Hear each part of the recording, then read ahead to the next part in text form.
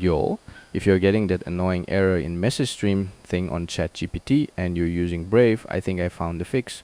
So basically, I kept getting the error every time I sent a prompt. The response would start generating, then just randomly stop and throw that message. What I did was click the little Brave Shields icon up here, and I turned that thing off for ChatGPT. Then I literally copied the exact same prompt, pasted it back in, hit enter, and boom, it worked. No error.